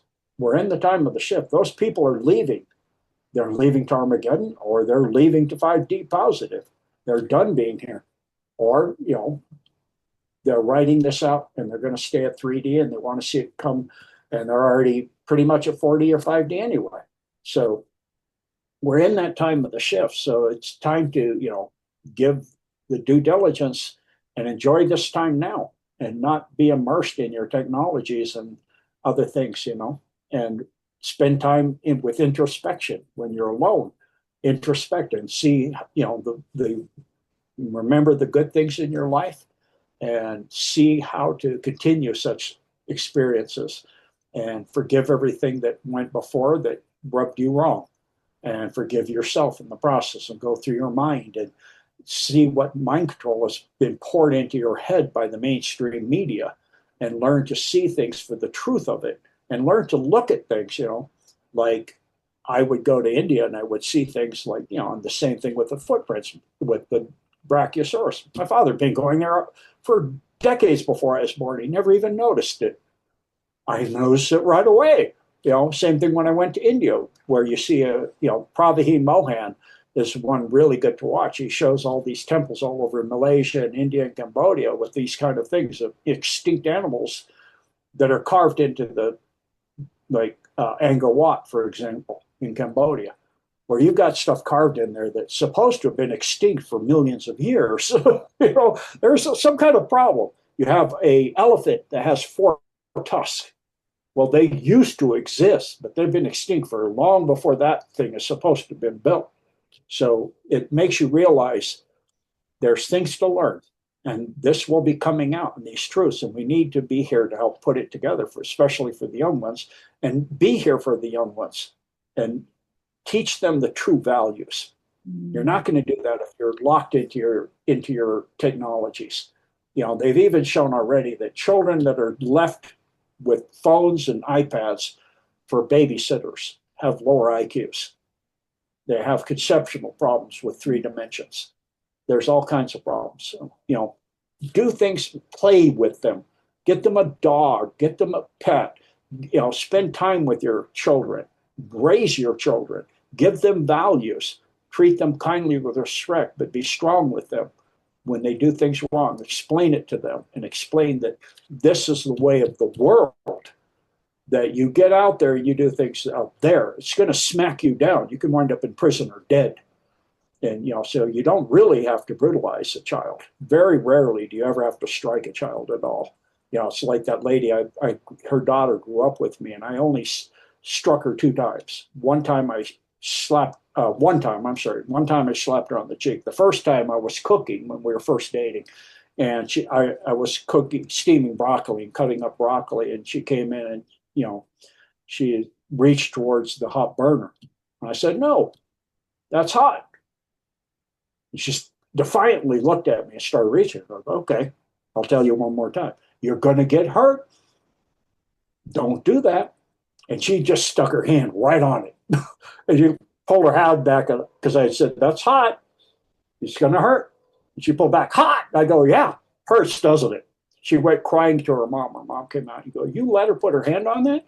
Well, she'll know now when I say no, there can be a really good reason. It may hurt you a lot, and that's the way the world is. So, the other time was long after I put the sword in my knee and she banged into it when it was healing and I slapped her cheek. And, you know, it freaked her out so bad she threw up. I said, you got to be paying attention to people that are injured. You can't be banging around, and she said, I'm sorry. But she was a really fine girl and she grew up as a really strong and wonderful woman. And the other time, she would misbehave really bad. I came home one time and she was breaking every rule of the house there was. Had somebody I'd never seen there, a friend, and the rules were you had to introduce friends.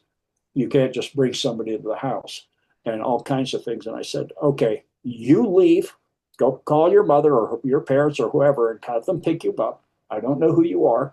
I've never met you, so you need to go. And you need to go and clean all this mess up you've made here and put your mother's opera gown back in and get her makeup off your face and all this other stuff and put the cat litter box back where the cat litter box goes and not burning in a incense stick with a paper towel above it that's going to light the carpet on fire. And then when you've got all that done, I want you to go into your room and think about what you need to fix this, what changes you need to do, and there needs to be some balance in payment here. And what she came up with is way more drastic. I'm grounded for a year. I go, no, you're grounded for a week. It's not a year. Okay, we'll make it a month. Since we'll go in between. So, and that means you come home, you do your homework first, you do this. You don't see friends for that month. You come home, do your work, help around the house, do these things. But there's ways to raise children strong, to be good people without doing a lot, hardly any corporeal at all. And because I'm a male and she was a female, I only struck the cheek. I don't believe in striking a cross-sex gender in private areas. I don't think that's appropriate because it can lead to the wrong impression. And it often does. And even the parent may get off in the wrong direction. It can lead into temptation and you don't want to go there. So it's important to, we're not told how to parent. For me, because of how I grew up, it was obvious because I just do not what my parents did. I just do the opposite, right? And so, all of these things are, this time we're in is a very special time. This will never, ever come again. All times are that way, but this one above all of them is a time that we will never see. We're seeing the end of the darkness, the evil that's in this starting on Earth, and it'll go throughout the entire galaxy, the solar system, the galaxy, and the universe. We're seeing it all coming down. This is the end of all of the fallen angelics and their control all over the place and all the beings that are with them and all that other stuff. They've been given their time to see if they could, Satan said he could do it better than God. And his idea is homoborgenesis, human 3.0. Well, that's coming to an end. So we only have to deal with this for a very short time, and the planets are separating, the Earths are separating, the 3D negative and 3D 45D positive are separating. The separation is already well underway since the bombing of Fardo in Iran by Trump. That created a shattering of a black, evil heart of a planet that fell here, one of two. The other one was shattered in the Alaska earthquake in 1964. That was actually the cabal that caused that earthquake, and it wound up shattering the other one. And that's where the lower level of the cabal, the Khazarians, are actually from a solar system called Scion, and they destroyed their homeworlds of Ariana and Na, or the Arista Na, they call themselves, which later changed its way it was pronounced through time, and the Arista became the Aryan, and the Na became the NAZIs. So that's who they are. They're what are now known as the name changers, but they actually originally came from another solar system and landed in the Ponic Steppes in Ukraine. And so, their whole thing is to get world domination and all of this stuff. And they were close. I thought they were, so close it couldn't be done.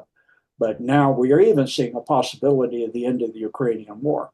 And even if it isn't, that means there's going to be a different ending. And it's not going to be very long because Russia, people don't understand why the cabal hates Russia so bad. The Russians helped set up the United States. They help us win the Revolutionary War. They helped the North win the Civil War. They, when Putin, when they got rid of the Soviet Union and Putin got in, he rebuilt churches and synagogues and things all over Russia of all the different faiths. And they have outlawed Satanism. They've outlawed GMO. They're 80% clean. They are saving the world. Ukraine is the home of evil on earth. There in Israel. There are the two places, the Aristana, the Zionists, the Sionists, are home quartered. Well, it's coming down. It doesn't look like it for the Middle East, but the Ukraine is pretty obvious. They're losing ground every single day across the entire front line. If this peace deal takes very long, it'll be done anyway. Because once they get to the Dnieper, it's a smooth shot all the way to Kiev if they so please. And so when you're saying they're wanting to de-Nazi it, well, what is the Nazis? What are they? They're Satanists. That's what they are. That salute, you see, the Sieg Heil, that goes back to ancient times in Atlantis. And even before that, that is Hail Satan. That is what that actually is. You're tearing your heart out and throwing it to Satan. That's what that is. You go to your heart and you throw it out over your shoulder. That's what it is. You're sacrificing your heart. In other words, your soul. It's symbolic. You're giving your soul to the Dark Lord. That's what that means. People don't know what it means. Go to Ukraine, if you don't believe me, and watch a football game. Like in the UK, you watch a game and they'll do the wave, or the US will do the wave around the auditorium or the rink or whatever. They will do the Sieg Heil in Ukraine. They have been raised into that ideology of banderism since World War II. That's, you have to essentially separate that out. And it's, for the most part, separating itself out because they have lost over 1.7 million people. They've lost most of everybody from 16 to 60 that is male, and a lot of females too. So there's not a lot of Ukrainians left, except for those that left in the beginning that were wealthy enough to get out of there when it started. So that's, that was actually built up to destroy Russia by the CIA. And the point is to bring down the seat of Christianity on earth. And it is not the United States, and it certainly is not the UK, the home of the power of the economics, the city of London. And it's certainly not the Vatican, the home of Satanism on earth. The Roman Catholic Church, even the past Pope, had announced that Satan is Christ, essentially, at an Easter presentation. So that's not where it is. It's in Russia. That's why, they have 600 churches rebuilt by Putin. The Orthodox Church. You saw him when he went to Alaska. Every single grave of the pilots that died in World War II, he kneeled down and he did the Orthodox cross. Every single one. What president, other than maybe Trump, would do something like that? What president have we ever seen in our lifetimes? If you're in your 80s, 100 years old, have you seen a president ever do something like that? Or what leader in any country have you seen do that? That's the world we've been in, and that's coming to an end. You can see it coming. And so Trump and Putin and actually Xi all have the red folders. And what's in the red folder? Well, what is red? Blood. It's the blood of the innocents and who's done it. And they've got it all on all of them. And they're using it to make them either go along or be gone. They either go along and make this change happen or they're gone. and they're gone right away. And that's done for the most part. You see about 80% of the leaders you see that were the evil ones are body doubles or clones. They're no longer the originals. I mean, somebody doesn't grow in their 50s and 60s 6 inches in a matter of minutes, like Hillary did.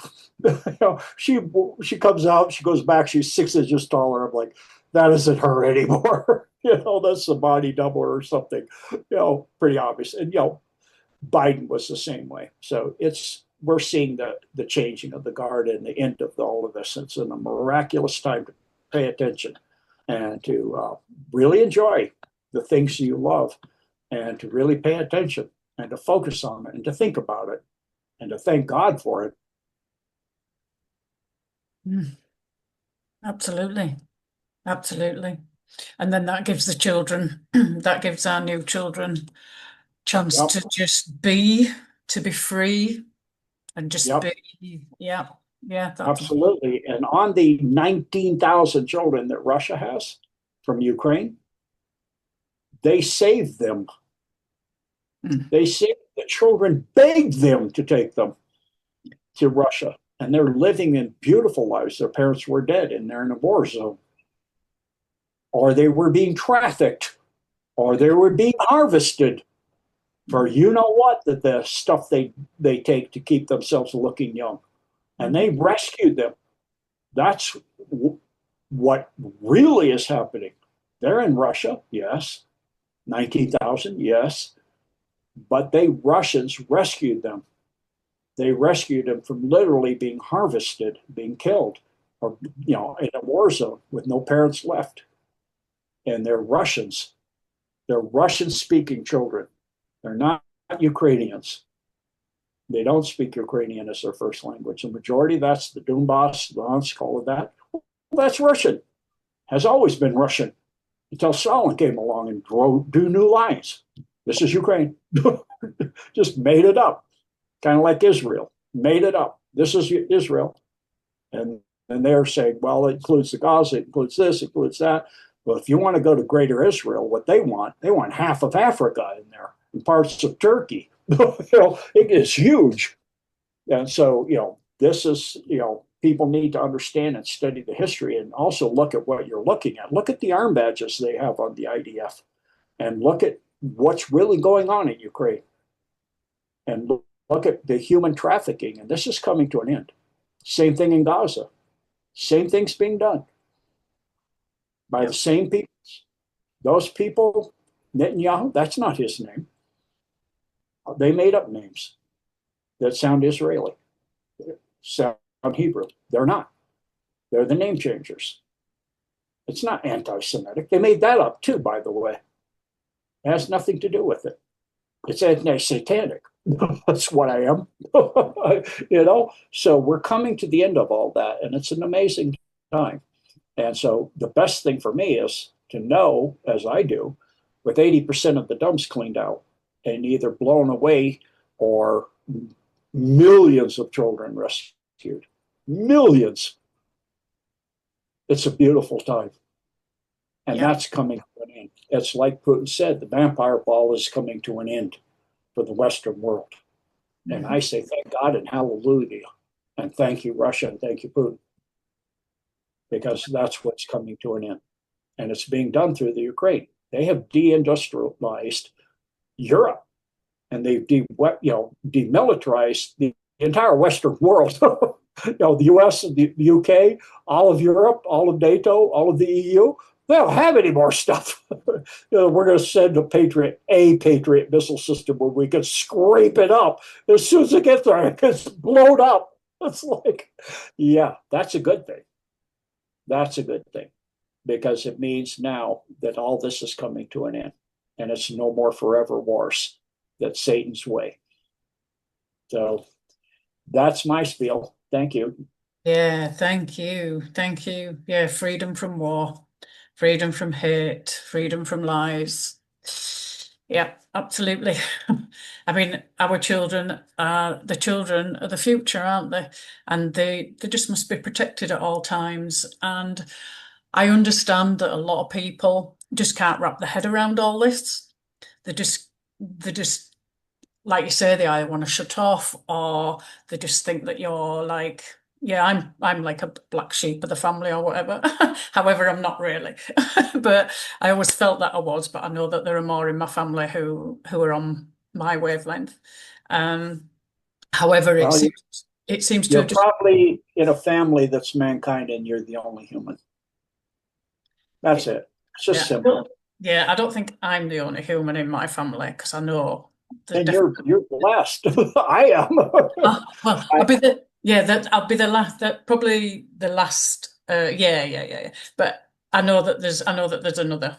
well, So there was my aunt in mine, but she died about 20 years ago at 103.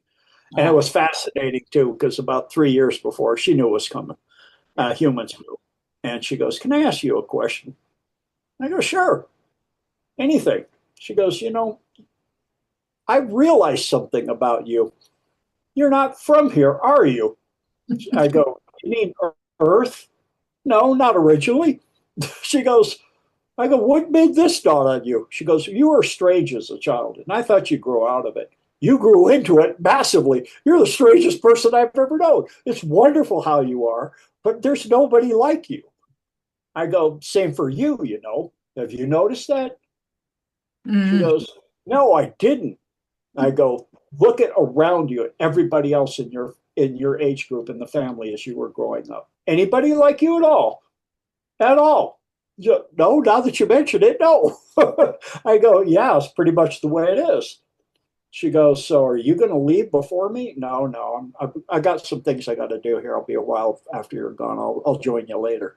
She goes, "Oh, I'm good. I'm glad. As strange as you are, of all the people in the family, I always enjoy your visits the most. I always." And she was an amazing woman, and she was very, very open minded and stuff. And when she said, she asked me where I'm from and all kinds of things, and when did I come here? And I go, well, about 260 million years ago. She's like, "Oh, what made you come here?"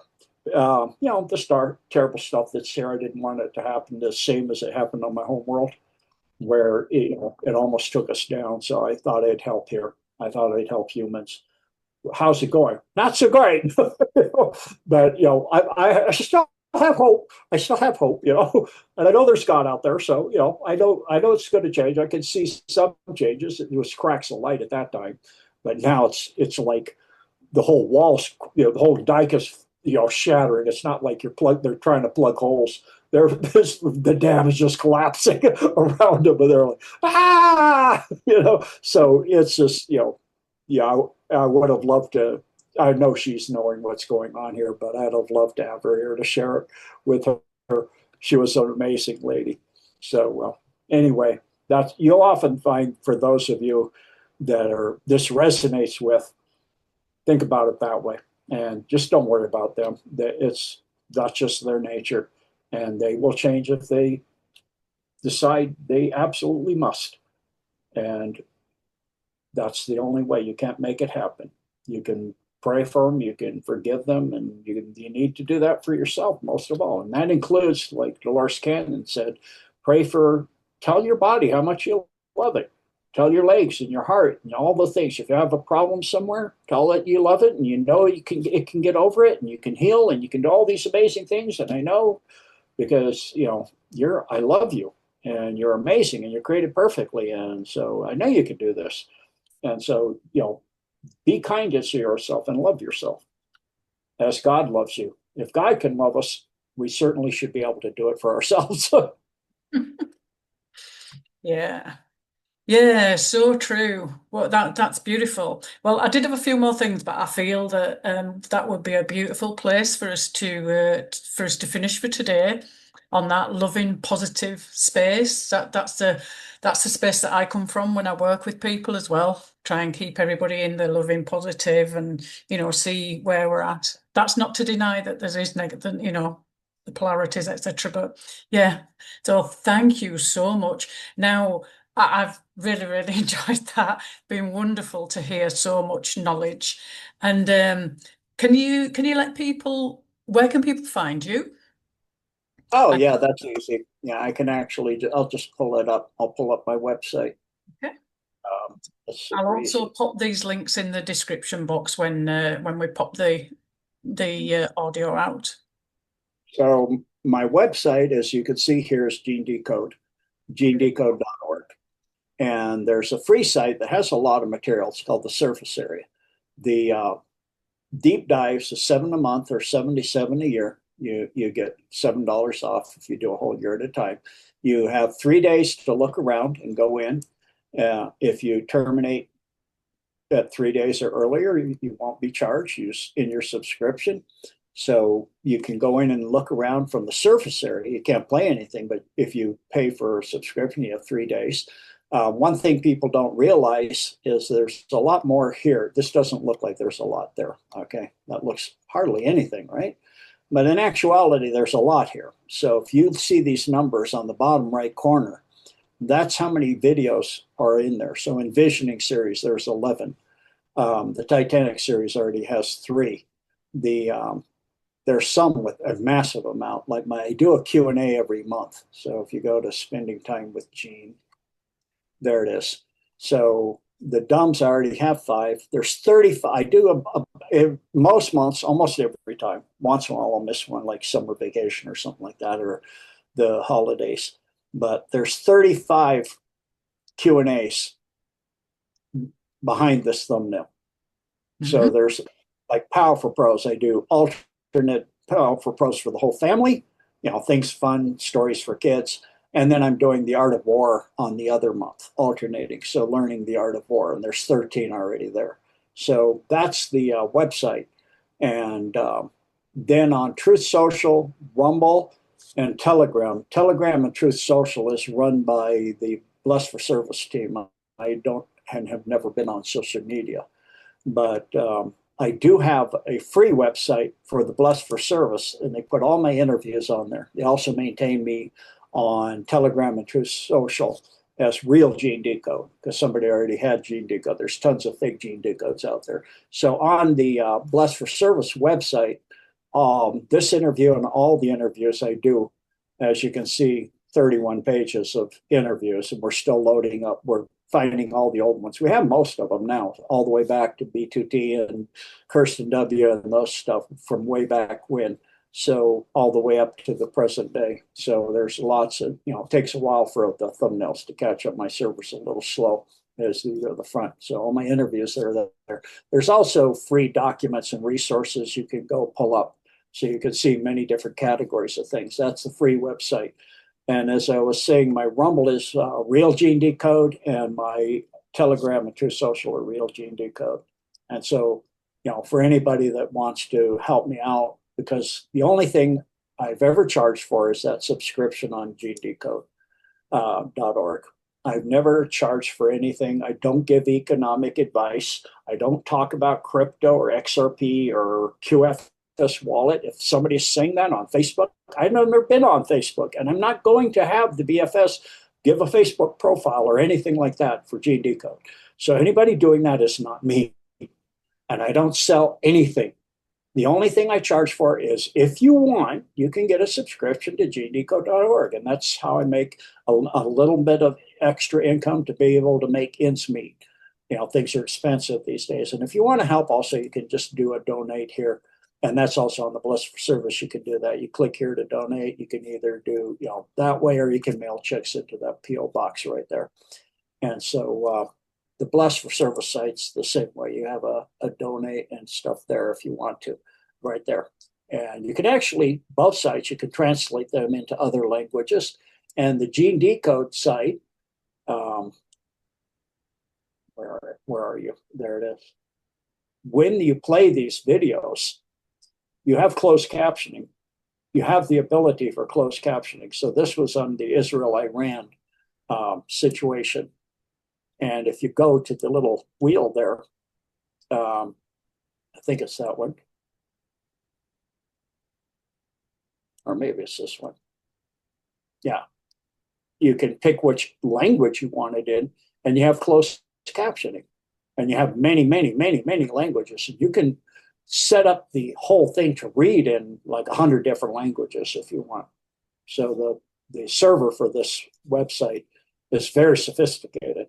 So I have done on my Rumble a drive through. I'm going to do a new one because there's so much new material and people are having some trouble navigating this because they don't understand, for example, that there's numbers, but many things there and how to find things. So you can just page down and see what series you want to watch. It's pretty easy, but there is some search functions. You can do a search here, you know, put like if you have somebody like Sergio who helps me with news talk, I put his name in there and you can see all the news talks because Sergio's done news talks with me. We do that's a bi-weekly news update. We do two. I do tea and scones that also goes up on Rumble, but news talk only stays, but once in a while I put it up on Rumble, but most of them stay in the deep dive section. And then he's also translated, he speaks Spanish, so he's translated some things into Spanish.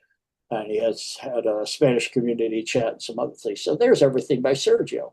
And he did a couple of really wonderful things. I am the way, the truth, and the life, talking about Christ, and of course, those kind of things, a Brick Special Report, and some of those. And so, like, if you wanted to know Ellis, who did the 911 series, you can also see anything else she did. So she did a river walk. That's a beautiful thing about the Word of God. The 911 series, some of the Pearls of Wisdom, the Titanic series, Open Borders, Manifest Destiny. So that was a really excellent one she did. You can see it here. There's two of them. So that one's behind this one. And then she did The Dark Creation of the Federal Reserve. So there's a lot of really wonderful things on here if you feel inclined and you can afford it. I try to make it as affordable as possible. So that's where you can find me.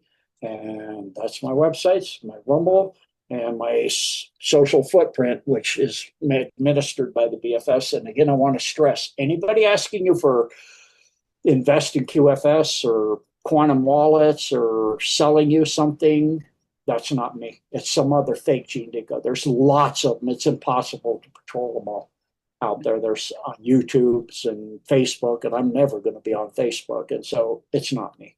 Don't fall for that stuff. Just keep your money.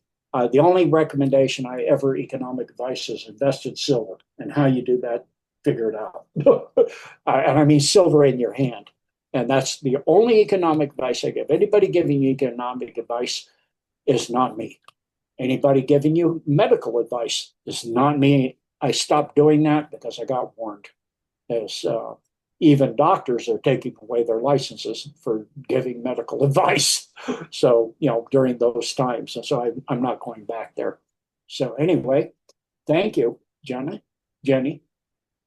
Yeah, thank you, Jean. Thank you, and thank you. And yeah, I am on. I'm subscribed. So, and funnily enough, the last thing I just watched was the River Walk by Ellis. So that was interesting.